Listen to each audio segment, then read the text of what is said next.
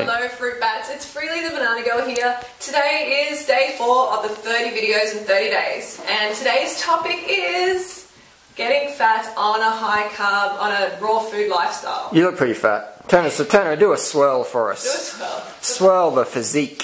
Hey, just go back to the... The bumblebee has arrived. There's no cellulite in the back of your legs anymore. No, do you remember there used to be? At the start there used to be. What sort of treatment did you get? No treatment. Did you buy one of Matt and Angela's no lipo cleanse things or something? $500? No. So give me, okay. No, I didn't. What about the dog? What's the little mutt doing? Tigsy.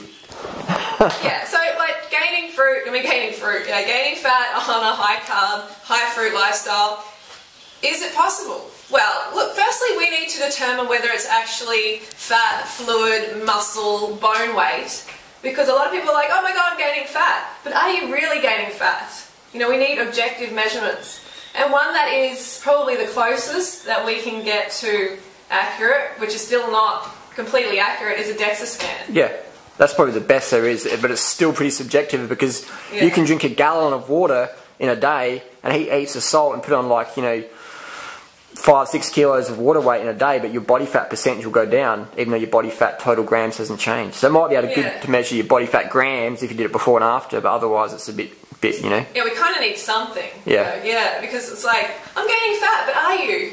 You know, we need some sort of measurement. That's why long term is always the most objective, isn't it? Yeah, definitely. Where's the fat fruitarians or like McDougall people? There's no long-term, high-carb, raw vegan people who are fatties. Well, there isn't. They're lean beans. So why do people say they've gotten obese on fruit? Do people really say that? Yeah. Oh, yeah. No. It's impossible to get obese on fruit. It is absolutely impossible. But, you know, we need to take into account a lot of things. Like, there's so many variables that contribute to people gaining weight. Okay, there's sodium. You know, how much sodium are you consuming or were you once consuming as well? There's also, if you're coming from an eating disorder, like I was, I had anorexia and bulimia, and I actually had low thyroid function. Ah, thyroid, the good old T, thyroid. Yeah.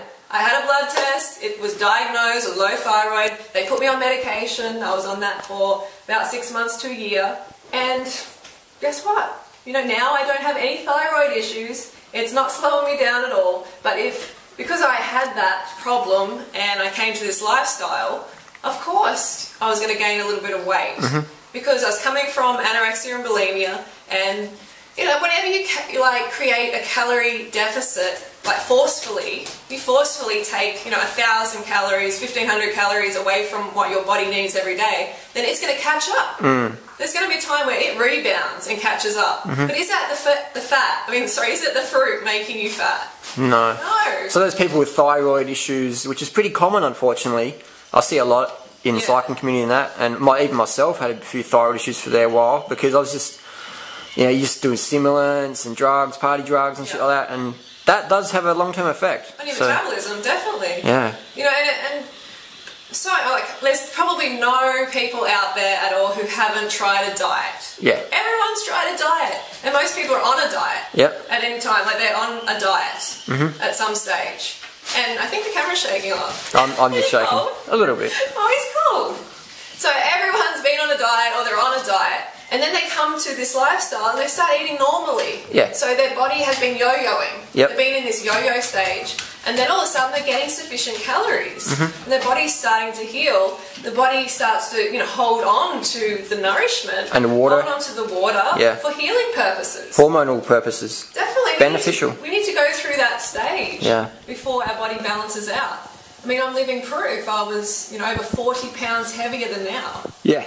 Over 40 pounds, that's a lot to drop in the toilet, I reckon basically. I honestly, sincerely believe you would have become obese if you stayed on the paleo diet and all that. Easy. Same with me.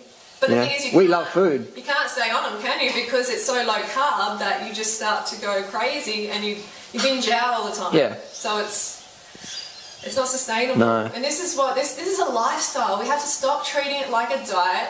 We have to get alive. 2-week fad cleanse. Well, yeah, and we have to get alive. You know, and realise that we're more than a number on the scales. You know, that does not define us. A number on the scales is, or how tight our clothing fits, is not what defines us. Just show us again how tight your clothing is, though. Show us again. I'm wearing this show to us demonstrate again. that fruit does not make you fat, carbs do not make you fat. You can't hide anything. Just swirl it around, baby. We've got to show the audience. We've got to drum it into them. I feel this is necessary. We've got to, and hey, you got a bit of a gut on there. You got some food in there or something, have you? I have actually 10 bananas in here. Nice. And how many litres of water in there? A couple of litres? A couple of litres. Nice physique. I've got a guts. Physique. You're Who getting, is this guy? you're getting obese, mate. No more food for you. He's joking, luckily. Michelle ladies, Bridges, don't worry. 1,200 calories a day for 12 weeks. What a joke that is. I just want all the ladies out there in particular to know that I totally feel for you. I know how freaking frustrating it is to be stuck in this diet world for years and years and years, and then come to this lifestyle and maybe gain a bit of weight and go, oh shit, you know, I'm gaining weight. Like, this isn't working. This is just like other diets. It's not. You have to go through a healing phase before your body balances out. But you will. Yeah. Trust me, you will. I see it all the time. There's no long-term, high-carb, raw vegan people. I don't know. Fat. Let me just say some names, and you say fat or thin, fat or slim. Yeah. Me. Slim. You. Slim. Chris Randall. Slim. He lost 150 pounds. You know, so he might not look like a Kenyan marathoner just yet, but in due time. No, he's slim. He looks great. Yeah, Doug, Graham. Slim. Christina. Slim. Megan Elizabeth's lost a lot of weight. Slim. Who else have we got? There's a lot of people. There's a lot, yeah. Chris Kendall. You know, you don't have to be 100% raw to be slim, okay? You don't have to. You have to. What, so you can have a bit of KFC? You have to be high carb. What about vegan, the people we know who foods. still eat a lot of fruit, but they eat a lot of KFC and they're still fat? Well, they're not doing the program, are they? I think that's another case. I mean, definitely people do, you know, have gained weight. You know, like I did as well. But I was yo-yo. I was in yo-yo mode. You were. Absolutely. But the reality is, to be objective, after about 6 months of you being on the program, in July 2008, when I saw you again, you've been across Australia, you had changed. And then from then on, you just went down. A lot of people have been asking that. When exactly how long did it exactly take for the weight to come off? So it took me a good couple of years to lose, you know, the majority of the weight. And then it just started going down and down. Did you do any juice fasting or feasting to lose the weight? That's another thing. A good friend emailed me. She said, why am I putting on weight? And I'm like, I had a look at a diet. I'm like, oh, you know, you're having too many meals that are just juice for too long. What, too much sugar? No. Like, now you're in rebound mode because it's not because it's too much sugar. It's because there's not enough fibre. You're not getting enough calories. You're not getting enough sugar. So green juices.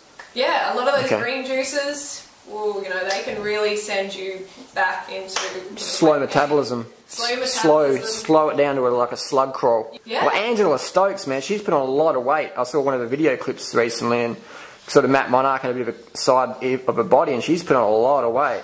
Quite sad. Well, high-fat, raw, superfoods, juice, colostrum, dairy, eggs, meat. Eventually leads to weight gain. For sure. Really Eventually it will. Yeah. And so go with long-term, yeah? Yeah, go with long-term. Long-term drug-free results. And someone asks, like, when was the aha moment? You know, that high-carb and high-calorie vegan was the way. Raw vegan. And I think it's just been a gradual thing. There hasn't really been this aha moment. Do you find that too? Yeah. I think we've just been gradually just learning more and playing with our bodies and helping so many people that it's just this gradual process. Yeah. Just like my weight has come off gradually. And you want it to be gradual. You don't want it to be... You want to shock your metabolism. This huge drop in weight. Shocking it. Because where's the positive habits being formed? Never. There isn't any positive habits. It's just this... Oh, someone's choking over there. It's like trying to steal a Porsche to own a Porsche. Yeah, it's not sustainable. That's right. Like, you want it to take time because it's going to build these positive habits that are going to be with you for life, and the weight's not going to come back. That's right. You know, I find it hard to put on weight. I'm telling you now, it's just so easy to stay lean. Good. Another thing as well, when people write, say, "Oh, put on weight," and then you check their photos, and you're like, "Oh, okay." Yeah, they're already slim. Okay, here we go. So that's probably 95% of the situation. That's right. I'd say that's 95%. They're just freaking out about nothing, or they've got really poor posture and their stomach muscles are really weak, so they eat a banana and they get fat. That's another thing, yeah. I mean, like, I know it can feel like coming from anorexia myself, as soon as I started eating enough calories, when I was eating big fruit meals, my stomach would distend like it does now. And mentally, I'd start to think, I'm fat. Oh God, yeah, I'm fat. I just gained 10 pounds of fat in a meal. Yeah, oh no, I'm fat. So they're 95% of the people you read in forums, I'm fat, I'm fat, I'm fat, I'm fat, I'm fat. And then you look at their photo, and you're like, okay, issues. Also, and then, the advice, listen to your body. Yeah. This one's a bit of a hard one, because, it's all very nice to say, listen to your body, and you'll eat right and everything, but it's so subjective. Most people, when they listen to their body, especially as newbies, end up binging out on KFC. For sure. Or having some junk food, some chocolate or whatever, and then you never see them again. So that's why we need calorie requirements, we need calorie recommendations, like minimums. Okay, it's not going to be for everybody, but we have observed 2,500 calorie minimum for women, like across the board. They seem to thrive at that minimum, and then they go up from there. So that's why we give these recommendations. Eat as much as you want, or we want you to listen to your body, of course. But people seem to enjoy being told to eat less. Yeah. What is that? I think people, they almost want to fail, so then they can say, I tried that thing, I tried it, and then I eat KFC now. Yeah. No, you can do this.